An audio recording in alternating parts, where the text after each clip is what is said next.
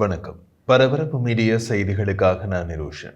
இஸ்ரேலிய விமானப்படையின் விமானங்கள் ஈரானிய ஆதரவு இயக்கம் ஹெஸ்பொல்லாவின் இலக்குகளையும் சிரியாவிலிருந்து லெபனானுக்குள் செல்லும் ஒரு நிலத்தடி சுரங்க பாதையையும் குறிவைத்து குண்டுவீச்சு தாக்குதல் நடத்தி அளித்தன. இந்த சுரங்க பாதையை ஹெஸ்பொல்லா ஆயுத கடத்தலுக்கு பயன்படுத்துவதாக இஸ்ரேலிய பாதுகாப்பு படை IDF தெரிவித்துள்ளது. லெபனானின் அதிகாரப்பூர்வ செய்தி நிறுவனம் ஞாயிற்றுக்கிழமை லெபனான் சிரியா எல்லையில் விரோத இஸ்ரேலிய போர் விமானங்கள் பல தாக்குதல்களை நடத்தியதாக அறிவித்தது.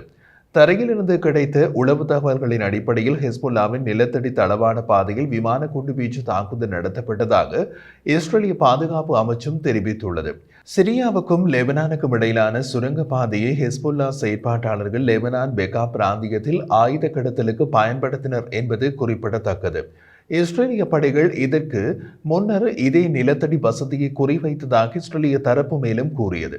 அதன்பின் போர் நிறுத்த காலத்தில் ஹெஸ்பொல்லா அந்த சுரங்க பாதையை மறுசீரமைத்ததாகவும் கூறும் IDF அது தொடர்பாக சேகரிக்கப்பட்ட துல்லியமான உளவு தகவலின் அடிப்படையில் தாக்குதல் நடத்தப்பட்டதாக தெரிவித்துள்ளது. இந்த சுரங்க பாதையின் மறுசீரமைப்பு மற்றும் பயன்பாட்டை தடுக்க IDF உறுதியாக உள்ளது என்றும் இஸ்ரேலிய பாதுகாப்பு அமைச்சும் வலியுறுத்தியது.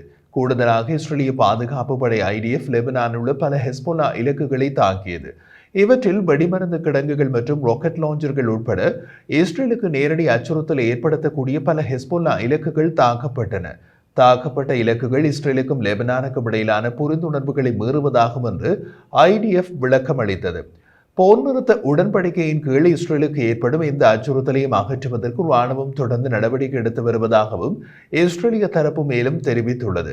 IDF போர் நிறுத்த புரிந்துணர்வு ஒப்பந்தத்தில் உறுதியுடன் உள்ளது மற்றும் ஹெஸ்பொல்லா அமைப்பால் மீண்டும் ஆயுதமேந்துதல் அல்லது படையை மீண்டும் கட்டியெழுப்புவதற்கான எந்த ஒரு முயற்சியினையும் தடுக்க செயல்படும் என்று இஸ்ரேலிய பாதுகாப்பு அமைச்சும் தெரிவித்துள்ளது. இஸ்ரேலுக்கும் ஹெஸ்பொல்லாவுக்கும் இடையே போர் நிறுத்தம் அறிவிக்கப்பட்ட நிலையிலும் லெபனானுக்குள் பல தாக்குதல்களை இஸ்ரேலிய விமானப்படையின் விமானங்கள் நடத்தியுள்ளன. லெபனான் ஷியா பிரிவு இயக்கமும் லெபனானில் இஸ்லாமிய அரசை ஸ்தாபிப்பதற்காக வாதிடும் அரசியல் கட்சியுமான ஹெஸ்பொல்லா லெபனானில் ஒரு பகுதியை இஸ்ரேல் ஆக்கிரமித்துள்ளதற்கு இராணுவ ரீதியில் பதிலடி கொடுப்பதை தனது இலக்காக அறிவித்துள்ளது. ஆனால் போர் நிறுத்தம் தொடங்கியதிலிருந்து இஸ்ரேல் லெபனானுக்குள் பல தாக்குதல்களை நடத்திய போதிலும் ஹெஸ்பொல்லா ஒரு தடவை கூட பதிலடி கொடுத்ததில்லை. இது ஹெஸ்பொல்லா மிகவும் பலவீனம் அடைந்துள்ள நிலையை காட்டுகின்றது. கடந்த ஆண்டு நவம்பர் 27 இஸ்ரேலுக்கும் ஹெஸ்பொல்லாவுக்கும் இடையே போர் நிறுத்தம் தொடங்கியது. ஒப்பந்தத்தின்படி லெபனான் பகுதியிலிருந்து இஸ்ரேல் தனது படைகளை 60 நாட்களுக்குள் திரும்ப பெற வேண்டும். அந்த காலக்கெடு கடந்து விட்டது. அதே நேரத்தில் ஹெஸ்பொல்லா போராளிகளும் தெற்கு லெபனானை விட்டு வெளியேறி இருக்க வேண்டும். அவர்களும் முழுமையாக வெளியேறவில்லை என்கின்றது இஸ்ரேலிய பாதுகாப்பு படை IDF. அமெரிக்கா இந்த ஒப்பந்தத்தை உருவாக்கியது. காசாவில் போர் நிறுத்தம் தொடங்கும் வரை இஸ்ரேலை தாக்குவதை நிறுத்த மாட்டோம் என்று சபதம் செய்திருந்த ஹெஸ்பொல்லா காசாவில் போர் நிறுத்தம் தொடங்குவதற்கு முன்பே தாம் போர் நிறுத்தம் செய்து கொண்டது. காசாவில் செய்யப்பட்ட போர் நிறுத்தமும் பலவீனமான நிலையிலேயே உள்ளது. காசாவுக்குள் இன்று அதிகாலை கூட இஸ்ரேல் தாக்குதல்களை நடத்தியுள்ளது. காசாவில் போர் நிறுத்தத்தின் 2வது கட்டத்தின் முடிவின் போது காசாவிலிருந்து இஸ்ரேலிய இராணுவம் முழுமையாக வெளியேற வேண்டும் என்கிறது ஹமாஸ். ஆனால் அமெரிக்க ஜனாதிபதி டொனால்ட் ட்ரம்ப் காசாவிலிருந்து இஸ்ரேலிய இராணுவம் வெளியேறுவதற்கு முன் அங்கிருந்து பாலஸ்தீனியர்களை முழுமையாக வெளியேற்றுவோம் என்கிறார்.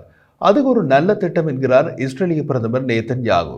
பாலஸ்தீனியர்களை முழுமையாக வெளியேற்றும் திட்டம் மத்திய கிழக்கில் அரசியல் ரீதியாக பதட்டமான சூழ்நிலையை ஏற்படுத்தியுள்ளது. இதற்கிடையே சவுதி அரேபியாவில் பாலஸ்தீன நாட்டை நிறுவலாம் என்று இஸ்ரேலிய பிரதமர் கூறியதை எகிப்து கடுமையாக விமர்சித்துள்ளது.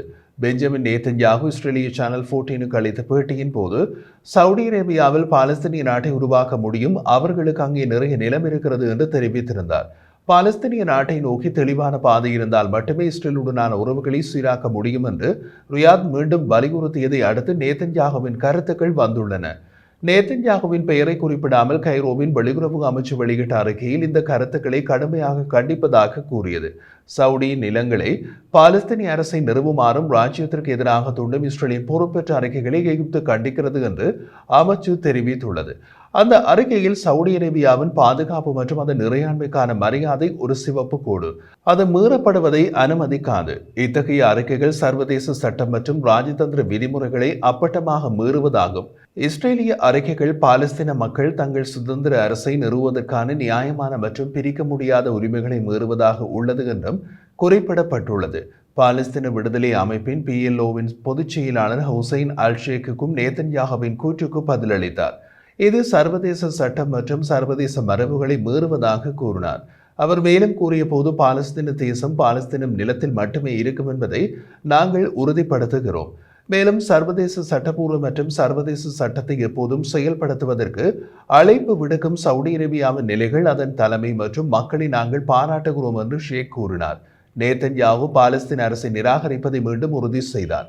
குறிப்பாக அக்டோபர் 7க்கு பின்னர் பாலஸ்தீனம் என்பது ஒரு நாடு அல்ல என்று அவர் செய்தியாளர்களிடம் கூறினார். அவர் மேலும் கூறிய போது, அக்டோபர் 7க்கு முன் பாலஸ்தீன அரசு இருந்தது, அது காசா என்று அழைக்கப்பட்டது. ஹமாஸ் தலைமையிலான காசா ஒரு பாலஸ்தீனிய நாடாக இருந்தது. அதனிடமிருந்து அக்டோபர் 7ஆம் தேதி எங்களுக்கு என்ன கிடைத்தது என்று பாருங்கள். இனி அப்படி நடக்க அனுமதிக்க முடியாது. அதனால் இனி பாலஸ்தீனம் என்பது ஒரு நாடு அல்ல என்று கூறினார். மறுபக்கத்தில் சவுதி அரேபியாவின் வெளியுறவு அமைச்சர் அறிக்கை பாலஸ்தீனிய அரசின் நிலைப்பாடு உறுதியானது மற்றும் அசைக்க முடியாதது என்பதை மீண்டும் உறுதிப்படுத்தியது. கிழக்கு ஜெருசலேமை தலைநகராக கொண்டு சுதந்திரமான பாலஸ்தீனிய அரசை அமைப்பதற்கான இடைவிடாத முயற்சிகளை சவுதி அரேபியா தொடரும் என்றும், அது இல்லாமல் இஸ்ரேலுடன் தூதரக உறவுகளை ஏற்படுத்தாது என்றும் இளவரசர் முகமது பின் சல்மான் தெரிவித்தார்.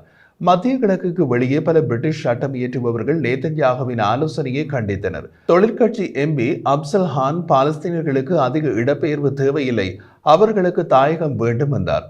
மற்றொரு தொழிற்கட்சி எம்பியான கிம் ஜான்சன் நேதன்யாகுவின் கருத்துக்கள் அபத்தமானது மற்றும் அவமானகரமானது என்று கூறினார். சவுதி அரேபியாவில் பாலஸ்தீனிய அரசை நிறுவுவதற்கான இஸ்ரேலிய பிரதமர் பெஞ்சமின் நேதன்யாகுவின் பரிந்துரையை கிண்டல் செய்த சவுதி ஷூரா கவுன்சில் உறுப்பினர் ஜோசப் பின் ட்ராட் அல் சாடூன், அதற்கு பதிலாக அமெரிக்க ஜனாதிபதி டொனால்ட் ட்ரம்ப் இஸ்ரேலியர்களை அலாஸ்காவுக்கு அழைத்துச் செல்லலாம், அதன் பின்னர் கிரீன்லாந்தை அமெரிக்காவுடன் இணைத்த பின்னர் இஸ்ரேலியர்களை அங்கேயும் அழைத்துச் செல்ல முடியும் என்று முன்மொழிந்தார். சவுடி செய்தித்தாள் ஒகாஸில் எழுதுகையில், அல் சாடூன் மத்திய கிழக்கு கொள்கைக்கான ட்ரம்பின் அணுகுமுறையை விமர்சித்தார். ட்ரம்பின் பொறுப்பற்ற முடிவுகள் நிபுணர்களின் ஆலோசனையை புறக்கணித்து உரையாடலை நடத்துவதால் உருவாகின்றன என்று வாதிட்டார். மொத்தத்தில் மத்திய கிழக்கு அரசியல் கொதி நிலையில் உள்ளது.